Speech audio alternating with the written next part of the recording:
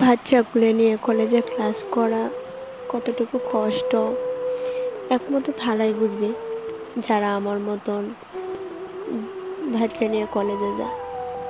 Hello guys, আসসালামু আলাইকুম। সকাল সকাল রেডি হয়ে আমি আমার ছোট্ট মুখটাকে নিয়ে কলেজের উদ্দেশ্যে রওনা দিলাম। তোমরা হয়তো অনেকেই বলবা, আপু বিয়ে হয়ে গেছে, বাচ্চা এত ছোটো, তো পড়াশোনা করার কি দরকার। আসলে এরকম কথা আমি প্রায়ই শুনি, প্রতিনিয়তই শুনি পরিবারের মানুষের কাছ থেকে, পাড়া প্রতিবেশীর কাছ থেকে এবং রাস্তার চলাপথে অনেকের কাছ থেকে এই কথাগুলো শুনি। বাচ্চা আছে, পরিবার আছে, ওদেরকে সামলাও, পড়াশোনা করে এখন কি করবা, চাকরি করবা, চাকরি করতে পারবা কি ভাই চাকরি করবা। তো সবার এইসব কথা শোনার পরেও খেলো জানি না ভিতর থেকে একটা ইচ্ছা জাগে, না পড়াশোনা করি। আসলে ওই ইচ্ছাটা আমার ছিল না, সবার মতনও আমারও একই ধারণা ছিল, পড়াশোনা করে এখন আর কী করব, বিয়ে হয়ে গেছে।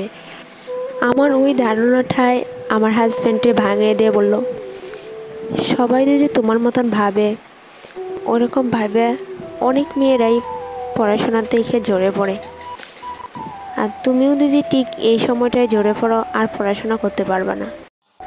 আমার হাজব্যান্ড আমাকে অনেক সুন্দরভাবে বুঝিয়ে বলে, পড়াশোনা শুধু কোনো চাকরির জন্য না, পড়াশোনা কোনো সার্টিফিকেটের জন্য না, পড়াশোনাটা করো যাতে করে মাথা উঁচু করে সমাজে চলতে পারো,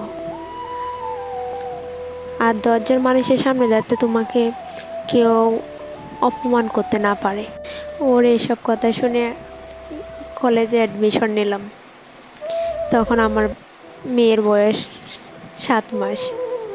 7 মাস বয়স থেকে ওরে নিয়ে কলেজে যাই, ক্লাস করি। ও কিছুদিনই সবার কাছে প্রিয় হয়ে যায়। ওকে নিয়ে যখন কলেজে ক্লাস করতাম, কলেজের স্যাররাও ওকে কোলে নিয়ে ক্লাস করতো।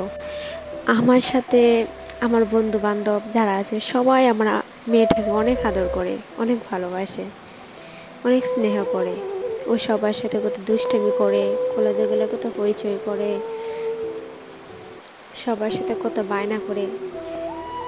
কেউ কোনো সময় বিরক্ত ফিল করে না আমার বাচ্চার জন্য।